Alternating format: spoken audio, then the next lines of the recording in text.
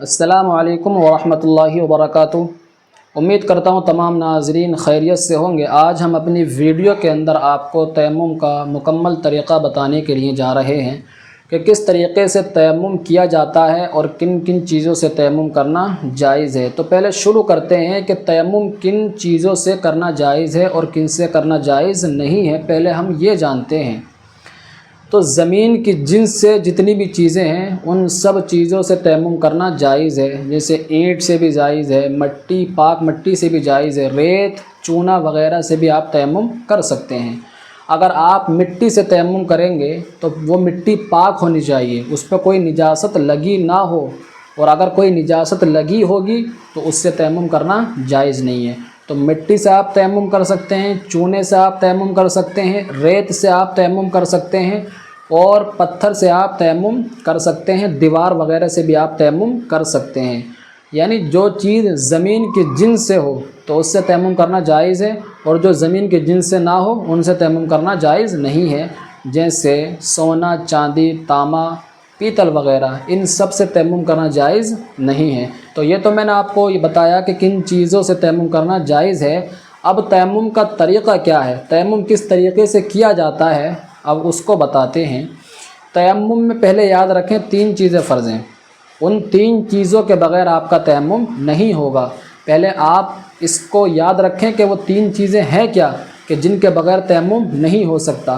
तो पहली चीज़ है नियत। नियत होना ज़रूरी है कि हम पाकी हासिल करने के लिए तयम्मुम कर रहे हैं, और आपकी नियत नहीं होगी तो आपका तयम्मुम नहीं होगा। तो पहला फ़र्ज़ है तयम्मुम के अंदर नियत होना। यानी आप दिल से नियत करेंगे कि मैं नमाज़ पढ़ने के लिए, पाक होने के लिए तयम्मुम कर रहा हूँ। तो पहले नंबर पर नियत होना तयम्मुम में ज़रूरी है।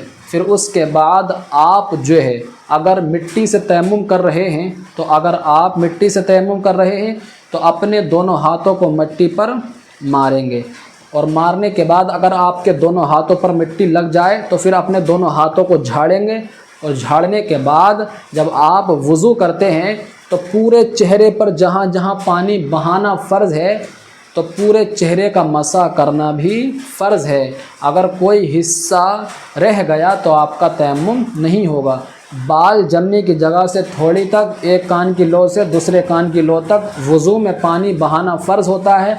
उसी तरीक़े से क्योंकि तयम्मुम वज़ू का नाइब है तो फिर तयम्मुम में भी पूरे चेहरे पर मसा करना फ़र्ज़ है। अब तीसरी चीज़ है दोनों हाथों का मसा करना।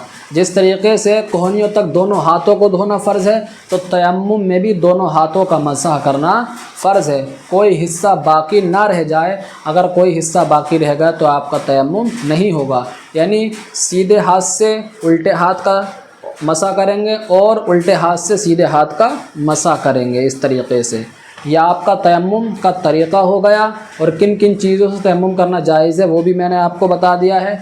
अब किन चीज़ों से तयम्मुम टूटेगा, तो जिन चीज़ों से आपका वज़ू टूटता है उन चीज़ों से आपका तयम्मुम भी टूट जाएगा।